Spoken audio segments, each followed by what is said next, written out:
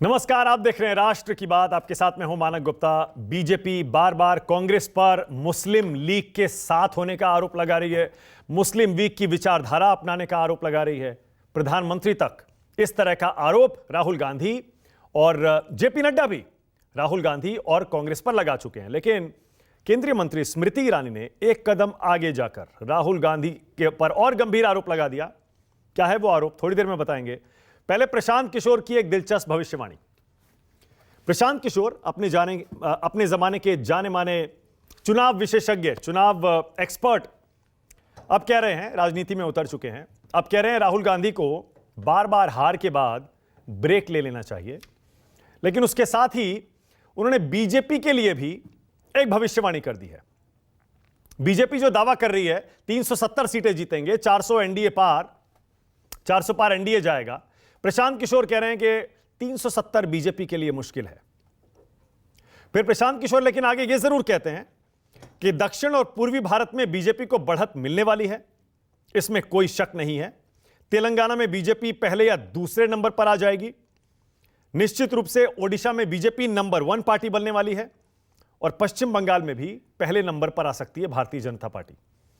यानी तमिलनाडु में भी प्रशांत किशोर कह रहे हैं बीजेपी का वोट परसेंट डबल डिजिट में जा सकता है। ऐसे राज्य जहां पर बीजेपी को अभी तक कामयाबी नहीं मिली थी, उस हद तक नहीं मिली थी जैसी उत्तर भारत में मिलती है या कुछ अन्य राज्यों में मिलती है। अब प्रशांत किशोर जो इशारा कर रहे हैं कि बंगाल में नंबर 1 पार्टी बनेगी बीजेपी, तमिलनाडु में वोट परसेंट डबल डिजिट में जाएगा, ओडिशा में बीजेपी नंबर 1 हो जाएगी, तेलंगाना में नंबर 1 या नंबर 2 हो जाएगी, इसकी संभावना कितनी है? कुछ आंकड़े दिखाऊंगा आपको। पहले तमिलनाडु का चुनावी नतीजा देखिए, पिछले चुनाव का। 2019 में 39 सीटें हैं तमिलनाडु में लोकसभा की। डीएमके ने 24 सीटें जीती थी, कांग्रेस ने 8। इसके बाद देखिए बीजेपी का खाता नहीं खुला था लेकिन वोट परसेंट था 3.6। अब प्रशांत किशोर कह रहे हैं 3.6 से ये डबल डिजिट में वोट परसेंट जाएगा और अगर इतना हुआ तो खाता तमिलनाडु में बीजेपी का लोकसभा चुनाव में भी खुल सकता है। बंगाल का रिजल्ट जरा देखिए। बंगाल के बारे में प्रशांत किशोर कह रहे हैं बीजेपी नंबर 1 पार्टी बनेगी। पिछली बार बंगाल में क्या हुआ था देखिए जरा। टीएमसी नंबर 1 पार्टी थी, 22 सीटें जीती थी उसने और 43.6%, 43% के आसपास वोट था। बीजेपी दूसरे नंबर पर थी 18 सीटों के साथ, 40% वोट लेकर। कांग्रेस थी तीसरे नंबर पर 5.67% वोट के साथ। लेकिन अब इस बार प्रशांत किशोर कह रहे हैं बीजेपी नंबर 1 हो जाएगी और टीएमसी नंबर 2 पर आ जाएगी। ओडिशा देखिए, ओडिशा के बारे में प्रशांत किशोर कह रहे हैं बीजेपी नंबर 1 होने जा रही है, पक्का। पिछली बार बीजेडी नंबर 1 थी, 12 सीटें जीती थी बीजेडी ने 42% वोट के साथ। बीजेपी को मिली थी 8, 38% वोट के साथ और कांग्रेस थी तीसरे नंबर पर 13% वोट के साथ। प्रशांत किशोर कह रहे हैं इस बार यह पासा पलट जाएगा, बीजेपी नंबर 1 हो जाएगी और बीजेडी नंबर 2। तेलंगाना देखिए, तेलंगाना में प्रशांत किशोर कह रहे हैं बीजेपी नंबर 1 या नंबर 2 पर रहेगी। यानी कम से कम कांग्रेस से जरूर आगे तेलंगाना में या टीआरएस से। प्रशांत किशोर इशारा कर रहे हैं नंबर 1 पर कोई भी रहे, बीजेपी नंबर 2 तो हो ही सकती है, पहले नंबर पर भी आ सकती है। पिछले चुनाव का नतीजा, जब टीआरएस जो कि बीआरएस थी, अब बीआरएस है, 9 सीटें जीती थी उसने, नंबर 1 पर थी। कांग्रेस तीसरे नंबर पर थी। लेकिन उसके बाद तेलंगाना में आपको पता है विधानसभा चुनाव में खेल बदल चुका है और कांग्रेस वहां अपनी सरकार विधानसभा चुनाव जीतकर बना चुकी है। अब देखते हैं, अभी विश्लेषण करेंगे आखिर इन दावों में कितना दम। प्रशांत किशोर ने इस बीच राहुल गांधी के लिए खतरे की घंटी बजा दी है। प्रशांत किशोर कहते हैं अगर बार बार नाकामी मिले तो ब्रेक ले लेना बेहतर होता है। पीके कहते हैं नतीजे अच्छे नहीं आए तो पीछे हट जाना चाहिए। राहुल को लगता है वो सब जानते हैं, पीछे हटकर उन्हें किसी और को जिम्मेदारी सौंप देनी चाहिए। राहुल की मां ने भी ऐसा ही किया है। राहुल पीछे क्यों नहीं हट रहे हैं यह समझ में नहीं आता, किसी और को आगे आने दीजिए, यह अलोकतांत्रिक है। यह प्रशांत किशोर का राहुल गांधी पर आरोप है। क्या वाकई राहुल को ब्रेक ले लेना चाहिए? थोड़ी देर में पूछेंगे। इस बीच कांग्रेस छोड़कर बीजेपी में आए पार्टी के प्रवक्ता गौरव वल्लभ कांग्रेस पर गंभीर आरोप लगा रहे हैं, बिल्कुल 180 डिग्री टर्न लेकर। गौरव वल्लभ कहते हैं मंत्रियों के पीए आज कांग्रेस चला रहे हैं। चुनाव कैसे लड़ते हैं कांग्रेस के नेताओं को पता ही नहीं है। यूपी बिहार में कुछ पूछ लो तो वो कंफ्यूज हो जाएंगे। 30 सालों से एक ही व्यक्ति मैनिफेस्टो बना रहा है, उसे कुछ आता नहीं है। अगर इन सब में दम होता तो कांग्रेस 52 पर थोड़े आ जाती। ये वही गौरव वल्लभ हैं जो अभी कुछ हफ्ते, कुछ महीने पहले तक बीजेपी को पानी पी पी कर कोसते थे। आज बिल्कुल यू टर्न मारकर इनके निशाने पर है कांग्रेस पार्टी। क्या है वजह, थोड़ी देर में पूछूंगा। पर यह जरूर सच है कि हां, एक एक करके बड़े बड़े नेता कांग्रेस पार्टी छोड़ गए। कुछ नेम याद दिला देता हूं। हाल के सालों में जो बड़े बड़े नेता, छोटे नहीं, इन बड़े बड़ों में ज्योतिरादित्य सिंधिया, गुलाम नबी आजाद, कैप्टन अमरिंदर सिंह, आरपीएन सिंह, कपिल सिब्बल, अशोक चव्हाण, जितिन प्रसाद, हार्दिक पटेल, मिलिंद देवड़ा। 2024 में कौन कौन छोड़कर गया है, यह भी लिस्ट जरा एक बार जल्दी से देख लीजिए। संजय निरुपम, गौरव वल्लभ, विजेंद्र सिंह, अशोक चव्हाण, प्रमोद कृष्णम, रवनीत सिंह बिट्टू, बाबा सिद्दीकी, अनिल शर्मा, अजय कपूर। लिस्ट बहुत लंबी है। पर बीजेपी में इन सारे नेताओं का स्वागत क्यों किया जा रहा है, एक आंकड़ा आपको दिखाता हूं। हाल में बीजेपी ने लोकसभा चुनाव के लिए जिन नेताओं को टिकट दिया है, उनमें 116 टिकट बाहर से आए नेताओं को बीजेपी ने दिए हैं, दल बदलुओं को दिए हैं। कांग्रेस से 37 नेता ऐसे हैं जो बीजेपी में आए हैं और उनको टिकट मिला है। BRS, BSP, TMC, BJD, NCP, Samajwadi party और आम आदमी पार्टी, एआईएडीएमके और अदर्स, कुल 116 ऐसे कैंडिडेट्स हैं इस बार बीजेपी के लोकसभा चुनाव में जो दूसरी पार्टियों से आए हैं। इस पर भी आगे बहस करूंगा। इस बीच आज स्मृति ईरानी ने राहुल गांधी पर बहुत बड़ा आरोप लगा दिया। प्रधानमंत्री कह ही चुके, कांग्रेस का जो घोषणा पत्र है यह तो मुस्लिम लीग जैसा दिखाई देता है। जेपी नड्डा ने भी आज बिल्कुल बीजेपी के अध्यक्ष ने इसी तरह का आरोप लगाया। लेकिन अब स्मृति ईरानी कह रही हैं राहुल गांधी ने पीएफआई का समर्थन लिया वायनाड में चुनाव जीतने के लिए। वायनाड चुनाव के लिए एक आतंकी संगठन को चुना। राहुल वायनाड से ही चुनाव क्यों लड़ रहे हैं, जरा स्मृति ईरानी को सुनिए। जानकारी प्राप्त हुई है, ये जब जाहिर है कि वायनाड में अपना चुनाव लड़ने के लिए राहुल गांधी ने आतंकवादी संगठन पीएफआई का समर्थन लिया। पीएफआई के संदर्भ में जब चार्जशीट आप पढ़ेंगे तो आप जानेंगे पीएफआई के आतंकी संगठन ने हर जिले में कितने हिंदुओं को मारना है उसकी लिस्ट बनाई। तो जो हिंदुओं को मारने की लिस्टें बना रहे हैं राहुल गांधी जी, कृपा अमेठी की जनता को ये बतलाएं, ऐसे संगठन के सहयोग से आप वायनाड का चुनाव क्यों लड़ रहे हैं। राष्ट्र की बात में आज का सवाल आपकी स्क्रीन पर। आज का मेरा पहला सवाल, प्रशांत किशोर की भविष्यवाणी से कौन परेशान होगा। पीके कह रहे हैं बीजेपी की 370 नहीं आने वाली, पर 4-5 राज्यों में बीजेपी बहुत बढ़िया सुधार करने वाली है अपने प्रदर्शन में। राहुल गांधी को ब्रेक लेने की सलाह भी दे रहे हैं पीके। और दूसरा, राहुल पर आतंकियों से संबंध का यह आरोप क्यों लगाया जा रहा है। आज राष्ट्र की बात में कांग्रेस की तरफ से यहां मेरे साथ स्टूडियो में सुरेंद्र राजपूत बैठे हुए हैं, मेरे साथ बीजेपी से शाजिया इल्मी, सबको स्क्रीन पर लाइए। समाजवादी पार्टी से अनुराग भदौरिया, आरजेडी से डॉक्टर नवल किशोर, जेडीयू से राजीव रंजन, पार्टी के राष्ट्रीय सचिव हैं, और AK वाजपेयी बस आपको थोड़ी देर में दिखाई देंगे। आप सभी का स्वागत। सुरेंद्र राजपूत, कांग्रेस पार्टी के नेता राहुल गांधी एक साथ प्रशांत किशोर और स्मृति ईरानी के निशाने पर आ गए। पहले किसका जवाब देना चाहेंगे? पहले प्रशांत किशोर का दीजिए। वो कह रहे हैं ब्रेक ले लीजिए कुछ टाइम, हारे जा रहे हैं, फिर भी पार्टी को डुबोए जा रहे हैं। भाई प्रशांत किशोर जी ने, आप बताइए मुझे, मैं प्रशांत को व्यक्तिगत रूप से जानता हूं, आज तक उसने फ्री में कभी किसी को सलाह नहीं दी, कभी भी। वो आदमी फ्री में काम ही नहीं करता। वो कहता मेरे किसी से संबंध नहीं है सिवाय मेरे संबंध इससे हैं। किससे? इससे। हाँ, इससे। तो वो फ्री में सलाह कैसे दे रहा है, किसके कहने से दे रहा है? उसको प्रशांत किशोर को इस चीज का पैसा कौन दे रहा है, ये फ्री की सलाह देने का? ये मेरी प्रश्न है, एक बात। और दूसरा, प्रशांत किशोर को आप मुझे बता दीजिए, हालांकि उस पर इतनी बात नहीं करनी चाहिए, एक PR कंपनी का हेड है, तो उस PR कंपनी के हेड के ऊपर बहुत ज़्यादा समय ना गुजारते हुए हम सिर्फ इतना कहेंगे कि प्रशांत जी, आपने तो कहा था मध्य प्रदेश में कांग्रेस जीतेगी, हार गई। छत्तीसगढ़ में कहा था जीतेगी, हार गई। राजस्थान में कहा था एक तरफा चुनाव है, हमने कहा कि नहीं, मजबूती से लड़े। हिमाचल में कहा था बीजेपी जीतेगी, हार गई। तेलंगाना में कहा था कांग्रेस बुरी तरीके से हारेगी, जीत गए। कौन से बड़े रणनीतिकार हो भाई तुम? सबसे बड़ी बात कि फ्री में राय बांटे जा रहे हो। अपनी पॉलिटिकल पार्टी बनाए हो, पॉलिटिकल पार्टी से बिहार में चुनाव लड़ो, देश में चुनाव लड़ो, तुम्हें शुभकामनाएं। पैसा लेके चुनाव लड़ो, पैसा दे के चुनाव खुलकर कहिए लड़ो। ना, कौन भाजपा पैसा के दे रहा साथ, किसी के साथ हमें नहीं पता, अगर हमें पता होता तो हम बोल देते, लेकिन वो फ्री में कोई काम नहीं करता, ये तय है। फ्री में प्रशांत किशोर नाम के जो हमारे रणनीतिकार हैं, जो हमारे साथ भी काम किए हैं, वो फ्री में कोई काम नहीं करते, एक नए पैसे की राय नहीं देते फ्री में।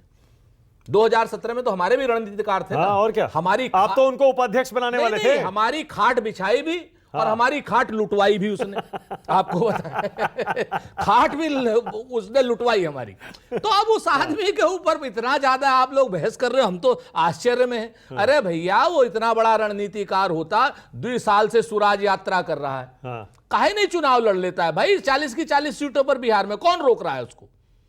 अपनी रहने को घर नहीं, सारा जहां हमारा। खुलकर कहिए ना, बीजेपी ने उतारा मैदान में उनको। देखिए, ये चूंकि मेरे ये पास बयान देने के लिए भी और चुनाव लड़ने के लिए मेरे पास प्रमाण नहीं है।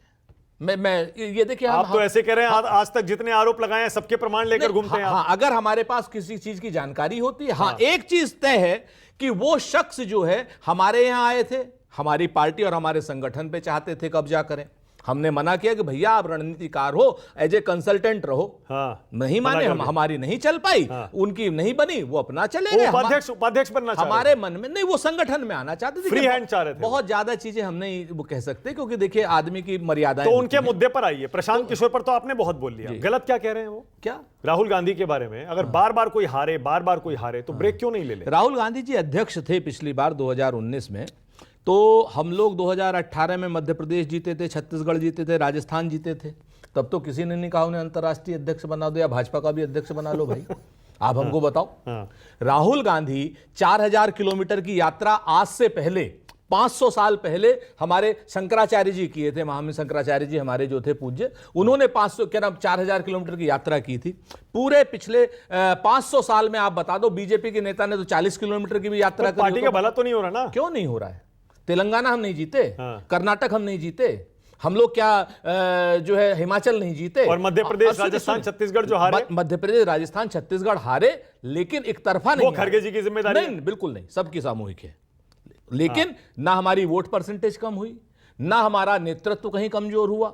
हम लोग लड़के हारे चुनाव में, एक कभी शाजिया जी जीत जाती, कभी हम जीत जाते, उसमें कौन सी बहुत बड़ी बात है? भाई जीते वो लोग, उनको बधाई, हम लोग और मेहनत करेंगे। अच्छा, आने वाले समय अब उनकी दूसरे भविष्यवाणी, वो कह रहे हैं इस बार बीजेपी 370 हो सकता है ना जीत पाए, लेकिन वो तेलंगाना में पहले या दूसरे नंबर पर आने वाली है।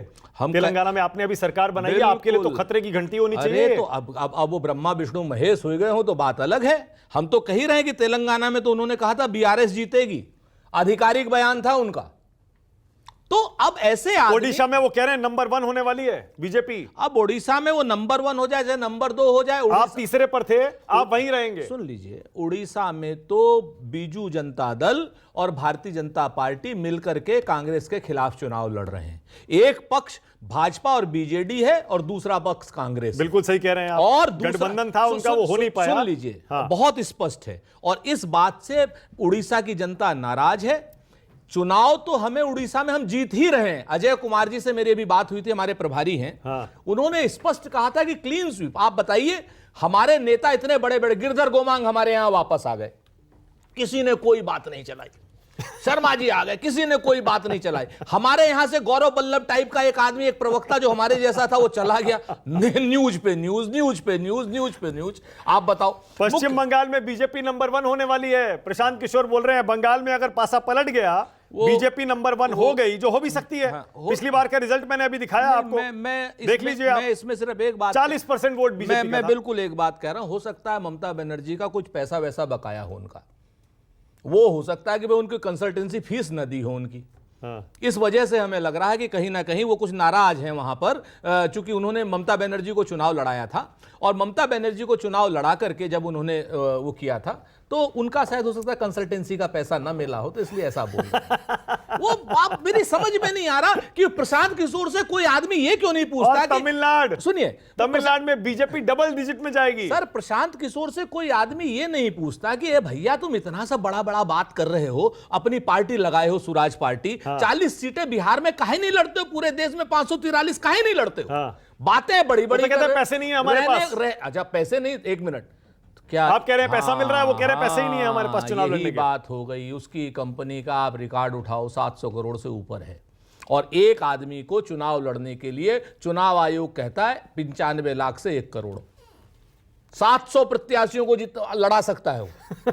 700 प्रत्याशियों। ओके, ऑलराइट, शाजिया इल्मी, अभी आपने ये अभी चलिए खैर, आप तो पूरी बना के बैठे हैं। नहीं, मैं अभी आ रहा हूं, घूम के आ रहा हूं, मुझे पता है अभी ना वो स्मृति ईरानी वाला, अभी आ रहा हूं, 1 सेकंड में आ रहा हूं। शाजिया, पहले प्रशांत किशोर पर जवाब दीजिए। 370 आपकी आने वाली है नहीं, 3-4 राज्यों में फायदा आपको जरूर होगा, पर आपका सपना पूरा नहीं होगा 370 का।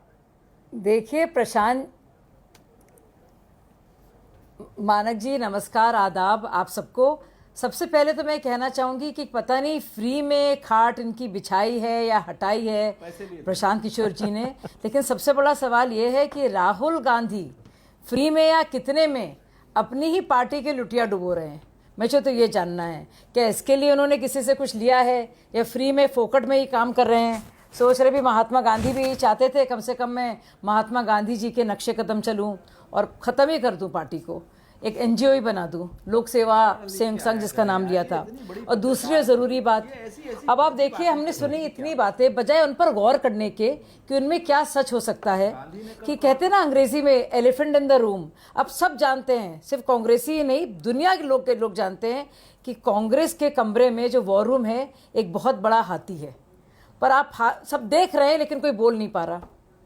मतलब कुछ आपको सब जानते हैं क्या प्रॉब्लम है, और प्रशांत जी ने वही बात कह दी है तो बहुत बुरी लग गई है। उनके पैसे की, उनके टर्नओवर की, उनकी कंसल्टेंसी की, उनको लालची कहने की बात कही जा रही है। अब प्रशांत किशोर ने भाजपा के बारे में भी कहा है कि 370 शायद उनकी नहीं आएंगी। तो क्या हम उन पर आक्षेप लगा रहे हैं? क्या हम कह रहे हैं कि उन्होंने किसी से पैसे लिए हैं? तारीफ तो वो भाजपा की भी नहीं कर रहे। हमारे जो लक्ष्य है कह रहे हैं वहाँ तक नहीं पहुँच पाएंगे, तो क्या हम लोग ये कहेंगे उनके बारे में? तो ये इंसान कौन करता है? ये इंसान वही करता है जो इस तरह के आक्षेप लगाता है, कटाक्ष लगाता है, जिसके पास कोई तर्क ना हो, कोई तुक ना हो। और ये बात बिल्कुल सही है, राहुल गांधी ने बंटाधार कर दिया, बंटाधार। और सबसे घोर अन्याय अगर किसी ने किया है कांग्रेस पार्टी के साथ तो वो राहुल गांधी जी ने किया है। आप राहुल गांधी के पीछे शाजिया क्यों पड़े रहते हैं? कहां तक गया है उसे? यहां तक कि राहुल गांधी के आतंकियों से संबंध है, ये कैसा आरोप है?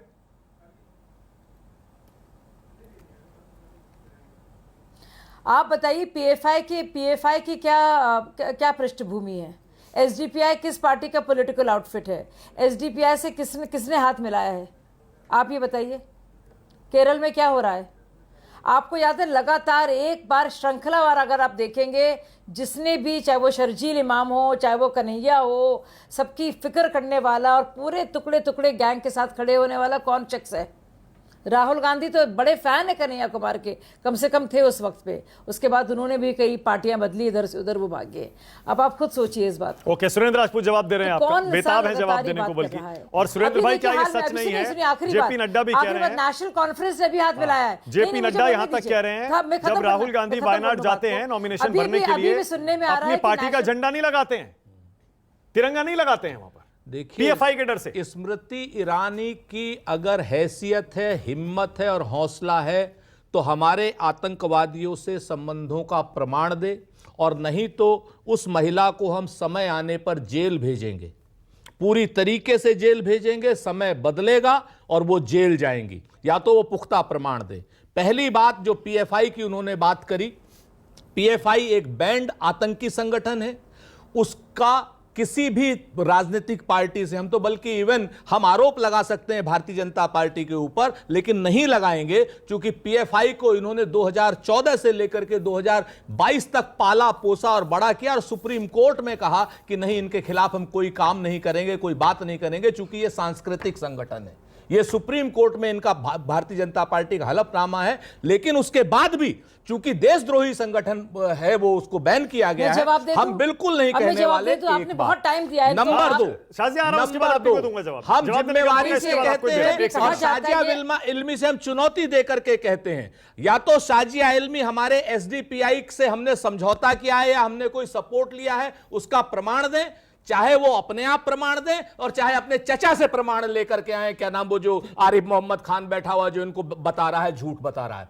या तो उनका प्रमाण दें, क्योंकि हमने बहुत स्पष्ट कहा है कि एसडीपीआई से हमारा कोई लेना देना नहीं है। एक बात, और दूसरी बात, जो लोग राहुल गांधी के आतंक के बारे में हमारे परिवार ने दो शहादतें दी हैं और ये बेशरम लोग इस तरीके की भाषा का इस्तेमाल करते हैं। एक सेकंड, बिल्कुल सुरेंद्र भाई, नहीं, आप अगर आरिफ मोहम्मद खान के बारे में बात करते हैं और वो शाजिया इल्मी से उनका कोई संबंध है, थोड़ी सी इज्जत से बात करें। अरे क्यों नहीं बात करें? नहीं, हमारे राहुल गांधी के लिए ये लोग कह रहे हैं आतंकी है और हम आरिफ मोहम्मद खान को छोड़ दें? आपके पास प्रमाण है कोई? मैं ये कह रहा हूं बस थोड़ा है कोई प्रमाण? आरिफ मोहम्मद खान को मैंने कौन सा गाली दी? आरिफ मोहम्मद खान को आरिफ मोहम्मद खान का, आरिफ मोहम्मद खान इलेक्शन लड़ रहे हैं, इलेक्शन लड़े या नहीं लड़े, आज की डेट में भारतीय जनता पार्टी का राज्यपाल है। और बताइए आपके पास क्या प्रमाण है राहुल गांधी आतंकी है? बताइए आपके पास क्या प्रमाण है? शाजिया की बारी है, अब शाजिया को जवाब देने का बकवास करते हैं। शाजिया बोलिए आपकी बारी है, शाजिया बोलिए आपकी बारी है। आतंकियों से रिश्ते हैं आपके? जवाब नहीं दीजिएगा, बोलिए शाजिया बोलिए। आप लगातार इनको सुनिए। आरिफ मोहम्मद खान ने इनकी पोल खोल दी है, इसीलिए परेशान है। शाहबानो केस पर जो धुलाई हुई है पूरे देश में आपकी, जिस तरह से आपको रामलला के दरवाजे मंदिर के खोलने पड़े, वो आरिफ मोहम्मद खान ने एक्सपोज किया है आपको, आपकी असलियत और आईना दिखाया है। वो शख्स है आरिफ मोहम्मद खान जिसने बताया है क्या होती है तुष्टीकरण की राजनीति, जिसके चलते आपने मुस्लिम महिलाओं को बस के नीचे फेंक दिया, अंधकार में फेंक दिया, क्योंकि वोट चाहिए थे all India Muslim personal law board से। ये एक और प्रमाण मिल गया, एक और प्रमाण मिल गया मुझे, धन्यवाद। बहुत अच्छा पॉइंट आपने दिया। आरिफ मोहम्मद खान जैसे इंसानों से कंपेयर भी नहीं कर सकते आप, दूर दूर तक सोच भी नहीं सकते वो कैसे लोग हैं। सुनिए, उसने जिसने इस्तीफा दिया सेक्युलरिज्म के लिए, मुस्लिम औरतों के लिए और तुष्टीकरण के खिलाफ, और तुष्टीकरण किसका? उन मौलवियों का जो कुरान के भी खिलाफ बात कर रहे थे, ताकि हमारी महिलाएं, द रियल माइनॉरिटी, अल्पसंख्यकों में भी जो अल्पसंख्यक हैं, जो मुस्लिम बहन और बेटी है, उसकी फिक्र उनको थी, उसकी खिदमत के लिए। शाजिया सुरेंद्र राजपूत कह रहे हैं राहुल गांधी के आतंकियों से संबंध का सबूत दीजिए वरना स्मृति ईरानी को जेल भेजेंगे, कह रहे हैं ये।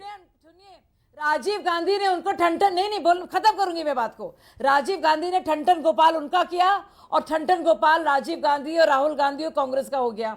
और वही आप देख रहे हो, सुनिए न्याय पत्र में देखिए क्या लिखा है, न्याय पत्र ठीक से पढ़िए। और ये बड़ा मौजू है, किस तरह से पर्सनल लॉ से छेड़छाड़ नहीं की जाएगी। जो कपड़ा पहनना चाहते हैं, जो खाना खाना चाहते हैं, जिसपे लग रहा है कि वाकई में कोई अंकुश है मुसलमानों के खिलाफ, वो इसकी इजाजत दी जाएगी। तो क्या कहना चाह रहे हैं कांग्रेस पार्टी? ये मुस्लिम लीग से भी बढ़कर वो कह रहे हैं कि ट्रिपल तलाक। ओके शाजिया, राहुल गांधी के आतंकियों से संबंध के आरोप दीजिए, क्या सबूत दीजिए। राहुल गांधी के आतंकियों से संबंध का सबूत दीजिए वरना स्मृति ईरानी को जेल भेजेंगे। सुरेंद्र राजपूत कह रहे हैं निश्चित तौर पर समय बदलेगा और जेल भेजेंगे, या तो प्रमाण दें। देखिए राहुल, कांग्रेस पार्टी या तो प्रमाण दें और नहीं तो एक्शन के लिए तैयार है। कांग्रेस पार्टी ने बाकायदा जाकर, कांग्रेस पार्टी ने बाकायदा पाकिस्तान जाकर, शाजिया इल्मी, या तो आप हमें प्रमाण दीजिए कि हमारे पीएफआई से और ये आतंकियों से संबंध है और एसडीपीआई का हमने समर्थन लिया है, नहीं तो माफी मांगिए और नहीं तो एक्शन के लिए तैयार रहिए। आपने इस चीज को जान लीजिए। और ये बात आपको किसने बताई? क्या ये बात आपको आरिफ मोहम्मद खान साहब ने बताई? क्या आपको बताया उन्होंने कि हमने पीएफआई से समर्थन लिया है? आपको किसने बताई? हमने तो स्पष्ट रूप से डिनाई किया, आधिकारिक रूप से डिनाई किया और आधिकारिक रूप से एक मिनट तो उनको कानूनी सुरेंद्र राजपूत, कानूनी कार्रवाई करने का आपका पूरा हक है, लेकिन पहले मुझे ये तो बताइए, स्मृति ईरानी अगर कोई ऐसी बात कह रही है तो क्यों नहीं अमेठी चले जाते राहुल गांधी चुनाव लड़ने के लिए? जनता की अदालत में उनका मुकाबला कर लें, तय हो जाएगा वहां पर। उत्तर प्रदेश का कार्यकर्ता, एक एक कार्यकर्ता चाहता है कि राहुल गांधी जी अमेठी से चुनाव लड़ें और वो जनता की और कार्यकर्ताओं की इच्छा का पूरा सम्मान करेंगे, ऐसा हमारा विश्वास है। ओके, पूरी तरीके। Okay Shazia 20 second, quickly Shazia 20 second. देखिए, जो इंसान जानबूझ के आरिफ भाई साहब मेरे पिता समान है, बिल्कुल वालिद के तौर पर है मेरे लिए, तो जानबूझ के कुछ जवाब दे नहीं पा रहे हैं। जानते हैं कितने संलिप्त हैं, जो सारे देश विरोधी ताकतों के साथ कितने मुलव्विस है इनकी पार्टी। क्या कुछ ओसामा जी ओके, कहने वाले अनुराग भदौरिया, कहते हों, नवल दिग्विजय किशोर, जी, राजीव रंजन और ए.के. वाजपेयी। पहले अनुराग भदौरिया, प्रशांत किशोर बोल रहे हैं 370 बीजेपी की ना आए, लेकिन दक्षिण और पूर्वी भारत में जबरदस्त बढ़त बीजेपी को मिलने वाली है। अनुराग, देखिए, आप एक चीज समझ के चलो, इस देश के अंदर में हो क्या रहा है कि झूठ के आगे पीछे दरिया चलता है। झूठ के आगे पीछे दरिया चलता है। सच्चा व्यक्ति तो प्यासा ही मारा जाएगा। वो कहते हैं ना कि मैं तुम पे हर बार भरोसा करता हूं। इतना सच्चा झूठ जो तुम बोलते हो, ये भारतीय जनता पार्टी के साथ दिक्कत ये हो गई है कि ये झूठ को परोसने के अलावा कोई काम नहीं। आज आपने अच्छा टॉपिक लिया, ये हिंदुस्तान की बात नहीं करेंगे।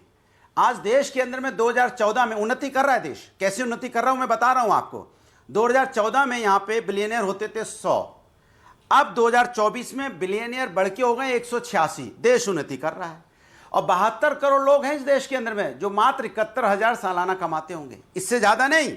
अरबपतियों की संपत्ति में वृद्धि 280%, मतलब राष्ट्र की आय का 10 गुना 27.8%। यह अरबपतियों का काम हो रहा है। 1% लोगों के पास 40% देश की संपत्ति है। सोचिए आप, अमेरिका, दक्षिण अफ्रीका, ब्राजील से भी ज्यादा अरबपति इस देश के अंदर में रह रहे हैं। यह हालत आज हमारे देश की है। और आप जानते हो ह्यूमन डेवलपमेंट में देश 191 में से 132 नंबर पे देश उन्नति कर रहा है, इसमें कोई दो राय नहीं है। आप सोचिए, इनका कर्ज हमारे देश के ऊपर में 205 लाख करोड़, मतलब 81% जीडीपी का देश उन्नति कर रहा है। किसमें?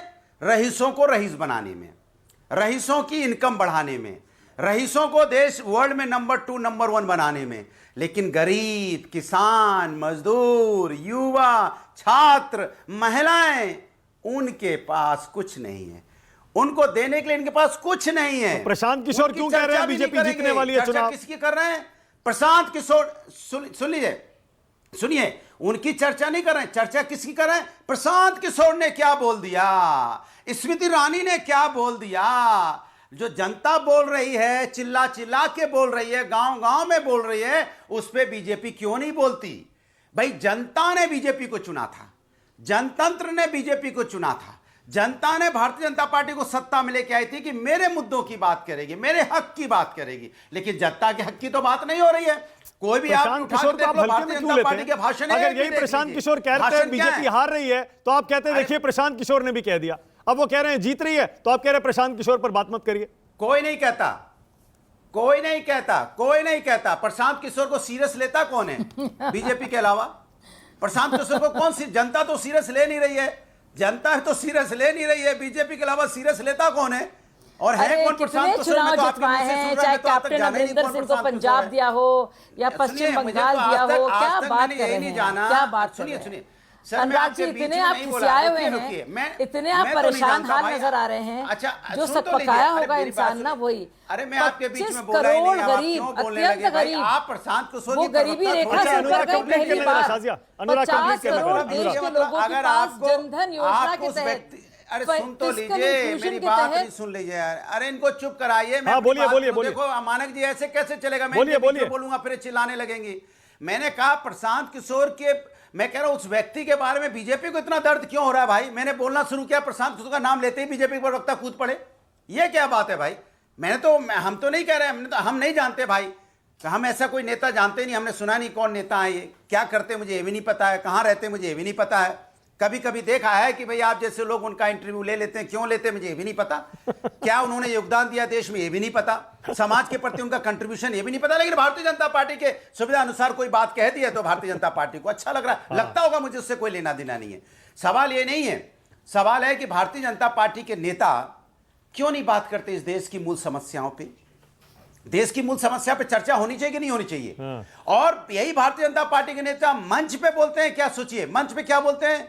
भ्रष्टाचारी बढ़ गए हैं, भ्रष्टाचारियों को बख्शा नहीं जाएगा, परिवारवाद ने इस देश को खोखला किया है, इस देश में भ्रष्टाचार हटना चाहिए कि नहीं हटना चाहिए, परिवारवाद खत्म होना चाहिए कि नहीं होना चाहिए, ये बीजेपी के नेता बोलते हैं। बाद में क्या होता है, सारे भ्रष्टाचारी भारतीय जनता पार्टी में आ जाते हैं, मतलब भ्रष्टाचारी खत्म, बीजेपी में आ गए। सारे परिवारवादी भारतीय जनता पार्टी में आ जाते हैं, मतलब परिवारवाद खत्म। तो ये सीधा कहो ना कि भ्रष्टाचारी भारतीय जनता पार्टी में आ जाएंगे तो भ्रष्टाचार खत्म हो गया कि नहीं हो गया। परिवारवादी सारे भारतीय जनता पार्टी में आ गए, बताइए परिवारवाद खत्म हुआ कि नहीं हुआ। तो ओके राजीव रंजन, उसके बाद नवल किशोर। भारतीय जनता पार्टी कहती राजीव रंजन पहले इसलिए राजीव जी पहले तो मुझे ये बताइए, तेजस्वी यादव आपके नेता नीतीश कुमार को घेरे हुए हैं कल से, मंच पर मोदी जी के पैर छू रहे थे नीतीश कुमार, कह रहे अपमान हो गया, ये तो हमें बहुत बुरा लगा, बोल रहे हैं तेजस्वी यादव। अब देखिए, बदमाशी और बौखलाहट में नेताओं की जुबान बिगड़ने लगती है, फिसलने लगती है। तेजस्वी जी इसकी मिसाल हैं। कई बार जिनको चाचा जी कहते हुए आप थकते नहीं हैं, जब राजनीतिक तौर पर अलग अलग गठबंधनों में आप शामिल होते हैं तो आप सार्वजनिक जीवन की मर्यादा को भी तार तार करने में आपको कोई परहेज नहीं होता है। और मुझे लगता है ऐसी सियासत उनको मुबारक हो।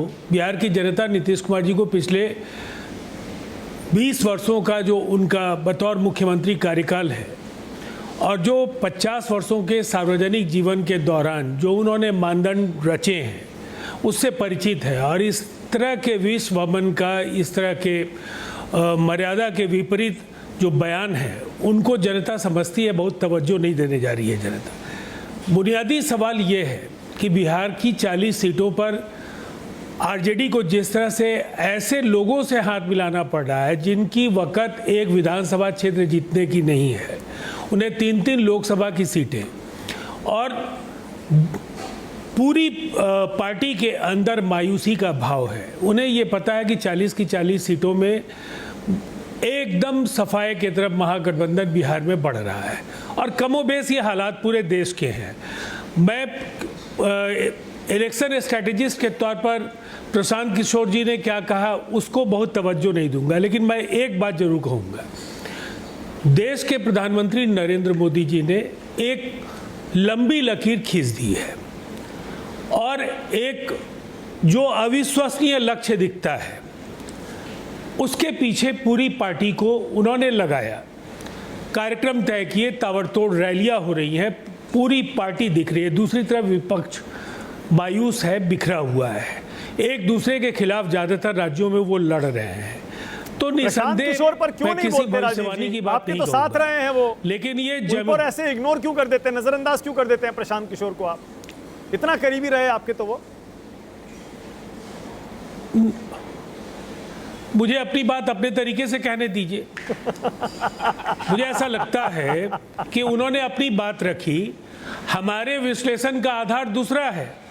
हमारे विश्लेषण का आधार ये है कि 370 का लक्ष्य मुश्किल नहीं है, और जब बंगाल में नंबर 1 की पार्टी होगी, जब वो उड़ीसा में नंबर 1 पार्टी होगी, जब तेलंगाना में नंबर 1 नंबर 2 की पार्टी हो सकती है, तमिलनाडु में अगर वो दोहरे अंक में वोट प्रतिशत हासिल कर सकते हैं, तो निसंदेह 370 का लक्ष्य मुश्किल कैसे हो सकता है। उनके साथ रहने वाले जो गठबंधन के जो सहयोगी दल हैं, ये दल भी अलग अलग राज्यों में 400 सीटों के मैंने जो आपसे शुरू में पूछा था, महत्वपूर्ण योगदान करेंगे। राजीव जी, वो तेजस्वी यादव जो कह रहे हैं, वो एक वीडियो दिखा रहे हैं, वो मंच पर नीतीश कुमार की शायद जुबान फिसल गई थी, वो 400 की जगह 4000 शायद ऐसा कुछ बोल गए थे सांसदों का।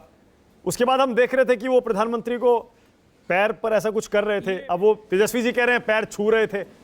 आपने वो वीडियो देखा होगा, तो क्या हो रहा था मंच पर वहां? देखिए, मुझे तो, मैं आपको एक बात जरूर मानक जी कहूँगा, हम लोग भी टेलीविज़न शोज़ के दौरान कई बार जब तथ्यों को रखते हैं तो शब्द फिसलते हैं। उन शब्दों के अर्थ पर किसी निष्कर्ष पर मत पहुँचिए। वहाँ 40 सीटें वो कहना चाहते थे, उनको 40 सीटों से जोड़कर देखिए, नतीजे बताएंगे। हम 40 सीट जीत रहे हैं और बड़े अंतर से जीत रहे हैं। जिस तरीके से बिहार में वातावरण बना हुआ है, दो परफॉर्मर्स एक साथ हैं। ठीक है राजीव जी, मैं आपसे देश में सहमत हूं नरेंद्र बिल्कुल। मोदी जी के 10 वर्षों राजीव जी, मैं आपसे बिल्कुल सहमत हूं इस पर। कार्यकाल है।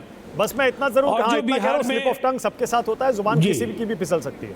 राजीव जी बिल्कुल सहमत हूं। नवल किशोर बताइए, जुबान फिसल गई नीतीश कुमार की, आपके नेता की भी तो फिसलती है, आप उसको कहां से कहां ले गए, पैर छू रहे हैं, अपमान हो गया। नवल किशोर। मानक जी, ये होने का एक पृष्ठभूमि है। इसके पहले वो कई बार प्रधानमंत्री के साथ गिड़गिड़ाते हुए नजर आए हैं कि अब उधर नहीं जाएंगे, अब इधर उधर कहीं नहीं जाएंगे, अब आप ही के साथ रहेंगे। वो गलती से चले गए थे। जब उससे भी उनको लगा कि भाई हमें वो महत्व नहीं मिल रहा है, तो हो सकता है नौबत आ गए होगा दंडवत प्रणाम करने का, और वो जो भी करते हैं वो करें, हमें उससे कोई प्रॉब्लम नहीं है। लेकिन बिहार की जनता को जरूर, और या जदयू के कार्यकर्ता को जरूर कभी शर्म आएगा कि जिस नेता के नाम पे हम लोग पिछले 10 साल में इस तरह की बात सर उठा के बात करते थे, आज ऐसा कौन सा कारण है कि लोग कह रहे हैं कि ना आकार है ना प्रकार है, वही नीतीश कुमार है। ये पूरी तरह से पूरी। नवल किशोर का संपर्क टूट गया है, नेटवर्क थोड़ा सा कमजोर है। नवल किशोर का संपर्क जुड़े तो बताइएगा, क्योंकि नवल किशोर से अगला सवाल यही पूछूंगा। आ गए नवल किशोर, बता दीजिएगा, तेजस्वी यादव ने नीतीश कुमार के पैर नहीं छुए क्या? मोदी जी आएंगे, तेजस्वी यादव उनके पैर नहीं छुएंगे क्या? चाचा भतीजा का पैर छूना संस्कार का भाग है। हाँ। लेकिन जिन लोगों के बीच में 6 महीना का अंतर हो, और राजनीति के तौर पे नीतीश कुमार एक समय में उनसे ज्यादा पॉपुलर थे, क्या कारण है कि घटते घटते इतना घट गए कि उनको ये कम करना पड़ रहा है? और दूसरी बात यह है कि देखिए, जदयू के लोगों को कहने में जरूर शर्म आएगा, लेकिन नीतीश कुमार ने एक समय में पीके को या प्रशांत किशोर को अपना उपाध्यक्ष बनाया था। हाँ। और कह रहे थे कि वो हमारे भविष्य हैं। आज तो जो काम प्रशांत किशोर कर रहे थे वो छोड़कर आ गए, यहाँ पर जन सुराज के माध्यम से कुछ काम कर रहे हैं। तो जब आप राजनीति में आ गए, तो अगर आपको लगता है कि कोई एक फोर्स बन रहा है, तो आपको तय अच्छा, एक बात बताइए, एक मिनट, ये नहीं हो सकता मीठा मीठा गप गप कड़वा कड़वा थू थू, ये मत करिए नवल किशोर। अगर प्रशांत किशोर को आप उनके बयान को गंभीरता से ले रहे हैं, तो सारे बयान गंभीरता से लीजिए। उन्होंने कहा बीजेपी नंबर 1 होगी, यहां तेलंगाना, ओडिशा, बंगाल में अच्छा करेगी, तमिलनाडु में अच्छा करेगी। उन्होंने ये भी कहा है कि भैया ये राहुल गांधी को ब्रेक ले लेना चाहिए। तो बोलिए, सारी बातें सही कह रहे हैं वो? नहीं, तो क्या यही कारण था कि जो काम प्रशांत किशोर कर रहे थे उसमें कई सारे असफलताएं मिली, जिसमें यूपी भी था, कई राज्य था, इसीलिए उन्होंने ब्रेक लेकर और बिहार में 3000 पैदल कर चलना शुरू कर दिया। हाँ। पहले तो उनको खुद आकलन करना चाहिए और तय करना चाहिए कि वो करना क्या चाहते हैं। मतलब आप भी यही बात कह रहे हैं जो राजीव रंजन कह रहे हैं, फिर उनको कटघरे में क्यों खड़ा कर रहे हैं? राजीव रंजन भी यही तो कह रहे हैं, गंभीरता से क्यों लेते हैं आप किसी को? यही बात तो सुरेंद्र राजपूत कह रहे हैं। अरे गंभीरता से तो मानक जी ले रहे हैं। हमने कब उनको आपको बोला कि आप उनको डिबेट में लाइए? हम तो उनको मानते हैं कि वो किसी काम के लायक नहीं है। जिस काम के लायक थे वो भी काम नहीं किए। अच्छा, ईमानदारी से बताइएगा नवल किशोर, वो वीडियो हमने भी देखा है और कल से 4-4, 5-5 बार, 10 बार देखा है। नीतीश कुमार ऐसा थोड़ा है कि मोदी जी के पैर छू रहे थे, दंडवत प्रणाम आप कह रहे हैं। दंडवत प्रणाम कहां कर रहे थे? उनके मुंह से अगर मान लीजिए जुबान फिसल गई, मोदी जी के पास बैठे और हंसकर मुस्कुरा रहे थे, कुछ कह रहे होंगे, भैया मुंह से निकल गया, हो जाता है। इसमें आप वो दंडवत प्रणाम हो गया, अपमान हो गया, इतना क्यों उसको इतना बात को बढ़ा रहे हैं आप? नहीं, ये बात तो मीडिया के लोग ही दिखाए हैं, हमने थोड़े वीडियो बनाया है। मीडिया के लोग नहीं दिखाया है कि नीतीश कुमार पैर छू रहे हैं। कहिए तो 2-4 वीडियो मैं भेज देता हूं, मेरे से पहले आपके पास होगा। तेजस्वी जी ने ना तो वीडियो बनाया है और नहीं राजीव रंजन जवाब दे रहे हैं आपका, उसके बाद आ रहा हूं वाजपेयी जी। बोलिए राजीव रंजन। देखिए, सबसे पहले तो इस तरह के विषय पर चर्चा का कोई औचित्य ही नहीं है, और मैं समझता हूँ आरजेडी की बौखलाहट और हताशा इससे ज़्यादा दिखने लगी है। एक तरफ नीतीश कुमार जी कभी भी चरण चुंबन वाले नेताओं की कतार में नहीं रहे हैं। सार्वजनिक जीवन में उन्होंने कई ऐसे जनता अपने के सामने आचरण से मानदंड रखे वाले नीतीश कुमार। बहुत बढ़िया राजीव जी, बहुत बढ़िया। चरण चुंबन नहीं करें, चरण से नीचे चले गए। अरे राजीव रंजन जी, आपको कह अरे रहा हूं, पूरी बात करने दीजिए नवल किशोर, एक सेकंड आपको मौका दे दूंगा, पूरा बोलने दीजिए पहले। नवल किशोर आपकी जी मजबूती से दिख रही है। वन बाय वन बकवास बहस करने में मेरा। पहले राजीव रंजन एक एक सुनिए करके, ना। पहले राजीव रंजन बोलिए। राजीव नवल किशोर जी, मेरी मजबूरी की चिंता मत कीजिए। नवल किशोर जी, मेरी मजबूरी की चिंता मत कीजिए। सार्वजनिक जीवन में हम लोग भी जानते हैं कि इसका क्या आचरण है, और नीतीश कुमार जी के साथ वैचारिक असहमति किसी की हो सकती है, राजनीतिक तौर पर उनके फैसलों से लोग असहज हो सकते हैं, लेकिन नीतीश कुमार जी पर इस तरह के घटिया आरोप लगाने से आप खुद हल्के हो रहे हैं और तेजस्वी जी हल्के हो रहे हैं। नवल किशोर बोलिए, नवल किशोर बोलिए। बातों से आप किसी के मन में जगह नहीं अरे बना बताइए, पाइएगा। ये जितना बिल्कुल ही घटिया आप घटिया है, हैं, उतना तो और मैं आप बोल भी नहीं इस बातों सकता। को कह करके आप अपना आचरण अरे राजीव रंजन लोगों जी, के सामने जितना आप रख रहे घटिया हैं। आपकी पार्टी है, जितना समझे ना? घटिया आपका राजनीति है, जितना घटिया आपका नेतृत्व है, वो तो हम बोल भी नहीं सकते हैं। पूरे देश की जनता जानती है कि कितना घटिया राजनीति आपने अरे, किया है। आपने आप बिहार को अपनी चिंता विशेष कीजिए ना। राज्य का दर्जा, नवल विशेष राज्य किशोर का जी, दर्जा दिलाया, विशेष इस- राज्य का दर्जा सुनिए ना, दिलाया आपने।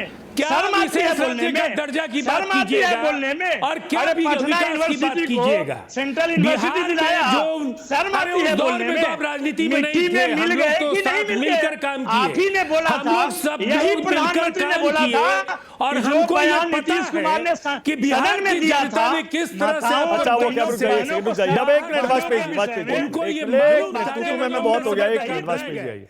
वाजपेयी जी, और यहां से शुरू करिए। ये प्रशांत किशोर जो कह रहे हैं, इसमें दम है क्या वाजपेयी जी? 4-5 राज्यों में बीजेपी बहुत जबरदस्त सुधार करने वाली है इस बार अपने प्रदर्शन में। देखिए, प्रशांत कुमार का एक्सपीरियंस तो है ही। प्रशांत किशोर, हाँ हाँ, प्रशांत किशोर का एक्सपीरियंस तो है, चुनाव लड़वाए हैं, चुनाव जितवाए हैं, और कोई भी पार्टी बची नहीं है, चाहे कांग्रेस हो, चाहे बीजेपी हो, चाहे टीएमसी हो, चाहे जेडीयू, सबको एक्सपीरियंस तो है।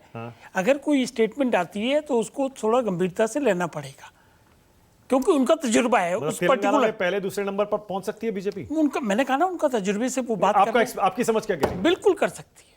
अच्छा, जब वो बात कहते हैं, हम भी वही बात कहते हैं, तो और हम ये बात जब कहते हैं तो आकलन करके कहते हैं उस बात को। आकलन दोनों तरफ का करते हैं। सुरेंद्र राजपूत के ये ऐसे कर लिया, ये पैर छूने हो गए। ये अब मैं इनसे बातें कर रहा हूँ, ऐसे कर रहा हूँ, तो ये पैर छूना हो गया। कैसी बातें कर रहे हो? कुछ तो गंभीरता लाओ। आप तो नीतीश जी के पक्ष में बोलने लगे। नहीं, ये हकीकत बोल रहा हूं, पक्ष और विपक्ष का सवाल नहीं है। मतलब कह रहे पैर छू रहे हैं। अरे दोनों समकक्ष नेता हैं, आपस में राजनीति कर रहे हैं, दोनों जने बैठे हुए हैं सब लोग, तो ये पैर छूना हो अच्छा, गया। चिराग तो छू सकते हैं ना पैर? चिराग तो सबसे पहले छूते हैं, नीतीश के भी, मोदी के बिल्कुल भी। सबसे पहले छूते हैं, संस्कार है उनके, प्लीज। हाँ, हर वक्त उसमें कहीं कोई लगले पेट नहीं। राजनीतिक विचारधारा चाहे कोई भी हो, पैर छूने में कोई संस्कार का मतलब है। हाँ। अब आइए, अब राहुल गांधी पे। हाँ, अभी मैं गाड़ी में आ रहा था तो वो चलता रहता है टैबलेट, क्या होता है वो। हाँ। तो वो कहते कि देश को 90 लोग चला रहे हैं। अच्छा, इससे पहले का भी स्टेटमेंट मुझे ध्यान आ गया। पहले कहते थे पूरे देश को 2 लोग चला रहे। कंफ्यूज पार्टी है क्या? नहीं, हमें समझ नहीं आया। कभी कुछ कहते हो और फिर उसको कंट्राडिक्ट कर देते हो। मतलब बयानों में कंसिस्टेंसी तो रखो ना कम से कम। आतंकियों से संबंध है राहुल के? आतंकियों से संबंध है, ये मैं कैसे कह सकता हूं? बीजेपी कह रही है। बीजेपी ने क्या कहा? नहीं कहा। बीजेपी ने स्टेटमेंट ऐसा पीएफआई से संबंध है। पीएफआई से पीएफआई आतंकी संगठन है ना? हाँ, तो पीएफआई से संबंध है। अगर अलायंस करते हैं, ये एसडीपीआई से भी किया इन्होंने, खाली पीएफआई से नहीं, एसडीपीआई से मेरी जानकारी है कि एसडीपीआई का भी समर्थन लिया है।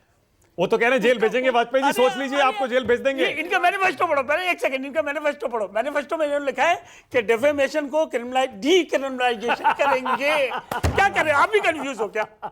यही हम कह रहे हैं कि ये कंफ्यूज लोग हैं, मतलब जेल नहीं भेज पाएंगे। खुद ही कह रहे हैं तो मैनिफेस्टो में कि हम इसको एक्ट से हटा देंगे। आतंकियों से एक संबंध सेकंड, होना, एक मिनट, पूरी बात। आतंकियों से संबंध होना डिफेमेशन का केस नहीं है, राष्ट्रद्रोह का केस है। अरे राष्ट्रद्रोह का केस नहीं है। जो कोई आपको Defamation कह रहा है का तो केस आपका नहीं। डिफेमेशन है पहले वो। नहीं। अरे अरे और वकील है वाजपेयी जी। क्या बातें कर रहे हो आप? चलिए और छोड़िए आप भी उसको। लड़ोगे हमारा मुकदमा। अरे हम आपका भी लड़ेंगे, सबका लड़ेंगे। देखिए, हम ये कह रहे हैं कि एक तरफ मोदी इतना टॉल लीडर बना हुआ है विश्व में पूरा, और ये राहुल गांधी कैसी स्टेटमेंट दे रहे हैं, कंफ्यूज करने। चुनाव चल रहा है, एक एक चीज पकड़ी जाएगी।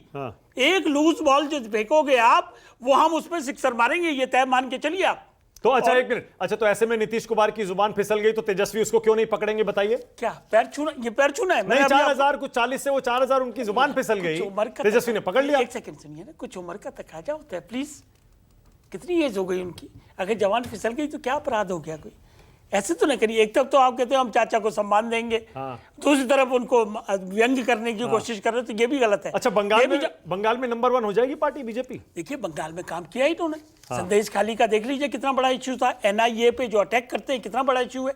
सीबीआई के लोग जब जाते हैं इन्वेस्टिगेशन करने तो वहां पे पुलिस जो है उनको घेराव करके, ओडिशा में भी नंबर 1, उड़ीसा में भी अच्छी। देखिए इसके कारण क्या है? तमिलनाडु में वोट परसेंट डबल डिजिट में। कारण क्या है इसका? कारण तो समझो ना, मोदी की क्रेडिबिलिटी बन गई है और दूसरी समक्ष जो अपोजिशन में ना कोई नेता है। मैं कहता हूं, अक्सर ये बात कहता हूं, कौन कम्पीट करेगा? मोदी के सामने कौन खड़ा है? इनको खुद नहीं जवाब पता। ये कहते हैं जी हम इकट्ठे होकर बाद में डिसाइड करेंगे। कल राहुल ने कहा है, आपके किसी इंटरव्यू में किसके सुन रहा था मैं, तो जब नेता है नहीं, नीतियां कोई बता दो कौन सी आई हैं, वो भी कंट्राडिक्टरी है। और तुष्टीकरण की नीति, प्लीज, ये तुष्टीकरण वाला मामला भी बड़ा गंभीर है। ब्रेक ले लेना चाहिए क्या? प्रशांत किशोर बोल रहे हैं ब्रेक ले लेना चाहिए। हम वो कहें, हम तो ये क्यों कहें, पॉलिटिक्स करने की स्वतंत्रता है इस राज्य देश में सबको। देखिए तुष्टीकरण और सनातन को गाली देना, ओके, ये इधर देखो, इसको समझना पड़ेगा।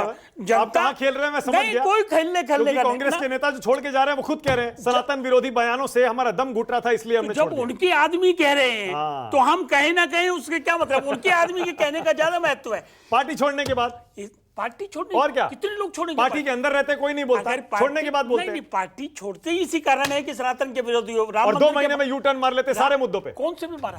कौन से भी जो मारा? छोड़ा, कौन सा वापस आया जो छोड़ के गया? उन लोगों की जो छोड़ जाते हैं पार्टी। कौन आया इनके पास वापस छोड़ के? जो गया वो तो आज तक तो आया नहीं, सारे मुद्दों पर यू टर्न। कांग्रेस में रहते हुए जो बोलते थे, बाहर निकलकर एकदम यू टर्न। जो जनता सोच रही है, हम उसी तरीके से सोच रहे हैं कि राहुल गांधी की क्रेडिबिलिटी इतने सालों बाद भी नहीं बन पाई है। ओके, अनुराग कुछ कहना चाह रहे हैं। अनुराग जल्दी से बोलिए, अनुराग भदौरिया। देखिए बीजेपी के जो सहयोगी हैं वाजपेयी जी, देखिए ये प्रशांत शाजी आ रहा हूं किशोर का नाम ले रहे हैं, लेकिन लेकिन प्रशांत किशोर का नाम ही नहीं पता है। कह रहे प्रशांत कुमार, तो नहीं पहले प्रशांत किशोर याद तो कर लो। प्रशांत किशोर की तारीफ कर रहे हो, कह रहे प्रशांत कुमार। दूसरी बात ये कह रहे हैं फिसलना, हाँ भारतीय जनता पार्टी सत्ता से फिसल रही है, ये आप मान रहे हैं। दूसरा आपने कहा संदेश खाली आपको याद है, सबने उसके बारे में सबने कहा गलत हुआ, लेकिन आप एक बार भी नहीं बोलते मणिपुर के बारे में कि जिस तरह से बेटियों के साथ अन्याय हुआ। आप एक बार नहीं बोलते बीएचयू के बारे में, एक बार पहलवान महिलाओं के बारे में नहीं बोलते, तो आप निष्पक्ष कैसे हैं भाई?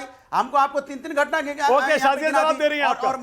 शाजिया बोलिए, आपकी बारी है। शाजिया पत्नी के साथ अन्याय हुआ, उस पे आप बोलोगे नहीं नहीं, एक सेकंड। और सनातन की आप बात कर रहे, सनातन में आपका यहाँ पे निषाद क्या कहता है? प्रभुराम ये देखिए स्तर, ये देखिए उसके बारे में आप चुप मार जाते हो, किस स्तर पर गिरने को तैयार है। जाते हो, वो सनातन ये हालत हो गई है। और उसके बाद आप देखिए खौफ ने किस मोड़ पे ले आया।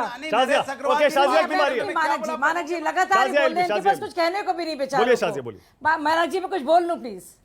मानक जी देखिए संजीदगी की हद देखिए और स्तर देखिए क्या है, सोच देखिए। आपने सुना, अच्छा मैं आपने एक बार भी नहीं कहा। मल्लिकार्जुन खड़गे जी ने 370 को 371 कह दिया, उस पर तो बड़ी लीपापोती हुई। अब नीतीश जी ने 400 से 4000 कह दिया, आप उसको पकड़ रहे हैं। और दूसरी और ज़रूरी बात, अगर प्रशांत जी कह रहे हैं और प्रशांत किशोर जी को ऐसा लगता है तो इसमें सपकाने की क्या ज़रूरत है? और तीसरी, अगर आरिफ मोहम्मद खान साहब अगर मुझे बता रहे तो मेरी खुशकिस्मती और देश की खुशकिस्मती है, लेकिन अगर चीन के जनरल और जनरल बाजवा राहुल गांधी को कुछ कान में बता रहे हैं तब उसमें देश का तो दुर्दशा ही होनी है। तो उसमें बेहतर कौन हुआ बताइए आप? तो वो देखिए जो संजीदगी होनी चाहिए, अब दिख रही है आपके चैनल पर कि क्या देश के प्रति सोचा जाता है। और अभी भी अनुराग भदौरिया जी किसके लिए बात करेंगे? सिर्फ मुलायम सिंह यादव के लिए, अखिलेश यादव के लिए, जेठानियों के लिए, वहाँ परिवार की देवरानियों के लिए, बहन भौजाई के लिए। देश की कोई फिक्र नहीं है। गरीबी की बात कर रहे थे, 25 करोड़ सबसे ज्यादा गरीब देश के अत्यंत गरीबी से ऊपर वो लाए गए हैं, उसका जिक्र नहीं करेंगे। 80 करोड़ लोगों को खाना मिल रहा है, एक भी भुखमरी से मौत नहीं हुई है कोविड के दौरान भी। कितनी बड़ी बात है कि ऐसे मुल्क के लिए जिसकी कितनी बड़ी आबादी है, और मैं कोविड महामारी की बात कर रही हूँ। 50 करोड़ लोग इस देश के, सोचिए क्या नंबर है। बड़े बड़े देश इसमें समा जाएं, वो बैंक खाते उनके खुले हैं, वो बैंक में जा सकते हैं। नवल किशोर, उनको शर्म नहीं महसूस होती है। नवल किशोर जो इनविजिबल थे, दिखते नहीं थे, दिखाई दे रहे हैं। 14 करोड़ शौचालय, 14 करोड़। आप सुन लीजिए सोचिए पहले। तो किस पैमाने में ओके, काम नवल हुआ है। किशोर, बोलिए और नवल, इसी बोलिए। में लग आपकी गए बारी। 4 को ये क्यों बोल दिया, इसमें क्यों कर दिया। साजिया जी, ये कम से है, कम सोच का फर्क कम है। से कम आपको ये नहीं भूलना चाहिए कि कोविड के दौरान लाशें तैर रही थी और इंटरनेशनल न्यूज बना था। आपको ये भी नहीं भूलना चाहिए कि सड़कों पे जो पैदल चल के जो मजदूरों ने जान दिया, वो भी आपको नहीं भूलना चाहिए। जहां तक नीतियों की बात कर रहे हैं, और वाजपेयी जी के क्या कहने हैं, पार्टी को 2 फाड़ में तोड़ दिया जाता है, तो उस तक पुरानी नहीं बात कर हो पाते गई। हैं। और हमारे देश ने पूरे वर्ल्ड की की मदद की है, अरे पूरे सुन दुनिया की लीजिए मदद पहले। की है भारत ने। क्यों हल्ला? कौन वो- किसका आपने मदद तो किया? लाशों पर ही अपना तो राजनीति मदद की है ना। किया नहीं। लाशों आप पर अपना राजनीति मदद करना ही किया। तो आपका आप काम है। अपना- आप सुन लीजिए लाशों पहले। की आप क्यों राजनीति पर हड़बड़ाते करना है, हैं? वही तो काम है आप क्यों आपका। बीच में आते वही हैं? आप कर आप सुन सकते लीजिए हैं। ना। आप बिना वही मतलब का नकारात्मक बात क्यों करते हैं? हड़बड़ाने एक नहीं सेकंड, हमें। कोई नहीं, नवल, तो नवल, आपकी बात पूरी नहीं हुई। वायरस- नवल किशोर, नवल किशोर, नवल किशोर, नवल जल्दी से पूरी करिए बात। मैं 2 ही पॉइंट बोलना चाहता हूं। जिस गरीबी की आप बात कर रहे हैं, यूपीए 1 ने और यूपीए 2 में 2 काम हुआ जो कि पूरे विश्व में चर्चा हुआ। मनरेगा और रेलवे को घाटे से फायदे में पहुंचाने वाले लालू यादव का चर्चा हुआ। उस रेलवे को मोदी जी आए 14 में बेच डाले। ये आप कहते हैं कि बहुत बड़ा काम किया। मनरेगा में पैसा नहीं देते हैं, 81 करोड़ लोगों को 5 किलो राशन देते हैं और कहते हैं गरीबी। आपने तो 81 करोड़ गरीबों का निर्माण किया। राजीव रंजन, नंबर 1। उसके बाद और सुरेंद्र राजपूत। 20 राजीव रंजन करोड़ बोलिए। नौकरी जो राजीव वादे रंजन। थे, वो नहीं दिए। देखिए, आज सबसे पहले जो एक महत्वपूर्ण विषय है कि 370 भारतीय जनता पार्टी और 400 एनडीए का, तो मैं समझता हूं ये लक्ष्य बिल्कुल हम हासिल करेंगे और उस दिशा में एक करिश्माई नेतृत्व, सुविचारित रोड मैप और मजबूत संगठन और विश्वस्त जो सहयोगियों की एक बड़ी जो उनकी जो सहायता मिल रही है, ये लक्ष्य जरूर हासिल होगा। ओके, अब सुरेंद्र राजपूत अमेठी से लड़ रहे हैं राहुल गांधी या नहीं लड़ रहे हैं? आपने सस्पेंस ऐसा बनाया हुआ है, हमने तो- आप चाहते हैं कि इस पर चर्चा होती रहे, हम करते रहते हैं। नहीं, 3-4 चीजें बड़ी स्पष्ट है। उत्तर प्रदेश का एक एक कार्यकर्ता चाहता है श्री राहुल गांधी जी अमेठी से चुनाव लड़े, और राहुल गांधी जी कार्यकर्ताओं का बहुत सम्मान करते हैं। हमें पूरी उम्मीद है कि राहुल गांधी जी और सीडब्ल्यूसी कार्यकर्ताओं के निवेदन का सम्मान करेगी। 3-4 चीजें मानक भाई अभी इन्होंने बड़ी बड़ी बात कही। पहली चीज, साजिया जी पे हम ज्यादा नहीं कहेंगे, बेचारी फंस गई। कहने लगे कि मेरे कान में बता दिया आरिफ मोहम्मद खान साहब ने। अरे आरिफ मोहम्मद खान साहब की नौकरी चली जाएगी साजिया जी अगर आपको बता दिया होगा। हम इस बात को बढ़ाएंगे नहीं, क्योंकि वो गोपनीयता की शपथ लिए हुए हैं। एक बात। दूसरी बात, हमारे पंडित जी कह रहे थे, दुनिया के सबसे बड़े नेता हैं। पिछले 22 सालों में हमने एक प्रेस कॉन्फ्रेंस वो आदमी की नहीं सुनी। एक प्रेस कॉन्फ्रेंस करा लो मानक भाई, हम दुनिया के नहीं अखिल ब्रह्मांड के नेता मान जाएंगे उनको। एक प्रेस कॉन्फ्रेंस अगर किए होते वो लोग, ठीक है ना। और रही बात पैर छूने की, अब जैसे हालांकि ये विषय नहीं है, कोई आदमी कैसे भी करे अपनी जगह पर है, लेकिन जिस नरेंद्र मोदी जी ने खुलेआम बिहार को गाली दी हो, नीतीश कुमार जी का नाम लेकर के, उनका डीएनए खराब है। डीएनए खराब है। डीएनए पर जिस आदमी को चोट करी हो उसके पैर छूना तो मेरे ख्याल से उचित नहीं है। राजीव रंजन, आपको जवाब देने मैं का मौका बहुत दें। साफ सी बात राजीव कहता रंजन हूं, बोलिए। जिस बिहार के डीएनए को देखिए, गाली मुझे- नीतीश कुमार जी के नाम पर मुझे दी हैरानी गई वो होती है, उचित क्या नहीं। बचा है आपके पास? देखिए, 52 से 40 पर पहुंचिएगा। राजीव अगर रंजन विमर्श जी, का स्तर मुद्दे इतना पर आइए। सतही और नहीं, ये स्तरहीन हो सतही बात जाएगा, नहीं है। तो डीएनए की बात सतही नहीं है राजीव जी। सुनिए, आपको कम से कम इस बात को नहीं सपोर्ट करना चाहिए। बहुत सम्मान करते हैं सुरेंद्र आपका। राजपूत जी, बहुत सम्मान करते हैं मैंने आपका। आपको बार बार कहा, चरण स्पर्श जैसे घटिया जो मुद्दे आप उछाल रहे हैं, मैंने कहा, मैंने विजय कोई हमने मुद्दा भी नहीं देखा, उछाला। नीतीश कुमार जी मैंने को आपसे बिल्कुल नहीं बेहतर कहा हम नीतीश जानते कुमार जी को। नहीं, नहीं, नहीं। लेकिन नरेंद्र पहले मोदी जी सबसे ने पहली नीतीश बात कुमार है, के नाम पर विकास बिहार पर का बात कर अपमान लीजिए, किया है। नेतृत्व बिहार पर का बात कर अपमान लीजिए, किया है, आपको डीएनए अपनी खराब हैसियत कहा का है। पता चल उस पर जाएगा आप क्या कहेंगे? कि आपको आरजेडी ने 9 सीटों पर हमारी समेट दिया। चिंता छोड़िए, लेकिन बिहार की एक आदमी चिंता जो कीजिए। विधायक नहीं जीत कांग्रेस सकता की है, चिंता से बड़ी उसको बिहार 3 की सीटें चिंता दे है। दी। तो आप कांग्रेस मेरी की चिंता क्यों चिंता कर से रहे हैं? बड़ी वाजपेयी बिहार जी, की वाजपेयी चिंता जी, है। वाजपेयी जी, आप आपने जवाब दीजिए। डीएनए खराब कहा। वाजपेयी जी बोलेंगे। ऐसा है। वाजपेयी जी बोलेंगे। देखिए, छोड़िए इस तू में हम नहीं जाएंगे। देखो, एक बात समझ लो, ये सारे विपक्षी प्रवक्ता बैठे हुए पार्टियों के, हाँ। क्या आप मोदी के खिलाफ एंटी इनकम्बेंसी है? बिल्कुल बोले, है। दिल पे हाथ रख के बोले। बिल्कुल है। मेरे कहने से बोल रहे हो, ऐसे नहीं बोलते। 100% है। मेरे क्योंकि- कहने से बोल रहे हो, ऐसे कभी नहीं बोलते। पंडित जी, कभी नहीं बोलते। नोटबंदी, अरे अगर उनकी छोड़िए। हिम्मत हो, आपका टारगेट कहाँ है? उनकी टारगेट बताइए हिम्मत कहाँ है? हो तो नोटबंदी कितने पर सीटों पे चुनाव लड़ टारगेट ले, हो गया? वैक्सीन पर चुनाव लड़ मेरे ले। पास टाइम खत्म हो गया। टाइम खत्म। बहुत बहुत धन्यवाद। Thank you so much. राष्ट्र की बात में इस दिलचस्प और गर्मा गर्म बहस के लिए छोटा सा ब्रेक ले रहा हूं। देखते रहिए न्यूज।